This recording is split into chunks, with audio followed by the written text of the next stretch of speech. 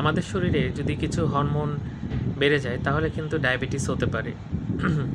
অনেকে স্টেরয়েড জাতীয় ওষুধ দিনের পর দিন খান এবং এই হরমোন যদি দীর্ঘদিন গ্রহণ করা হয় তাহলে কিন্তু ডায়াবেটিস হতে পারে। এটা আমরা বিভিন্ন আলোচনা করেছি এটা নিয়ে।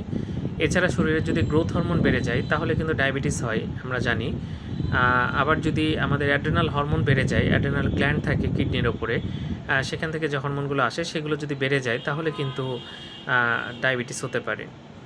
তো যাই হোক, ডায়াবেটিস যেহেতু একটা জটিল অসুখ এবং ডায়াবেটিসের থেকে অনেক জটিলতা হয় আমরা জানি। সুতরাং আমাদের যদি এরকম লক্ষণ দেখা যায় তাহলে আমাদের এই সন্দেহগুলোও কিন্তু করতে হবে যে কোনো হরমোন বেড়ে গেছে কিনা, কারণ সেটারও কিন্তু চিকিৎসা করতে হবে। যাক, কারো যদি ঘন ঘন প্রস্রাব হয়, শরীরের ওজন শুকিয়ে যায়, দুর্বল লাগে সবসময় এবং পানি তৃষ্ণা পায়, বারবার পানি খায়, এরকম যদি হয় তাহলে ভালো একজন ডাক্তার দেখানো উচিত। ডায়াবেটিসের পাশাপাশি তার কোনো হরমোন বেড়ে গিয়ে এরকম হচ্ছে কি না সেটাও কিন্তু দেখতে হবে। ধন্যবাদ সবাইকে।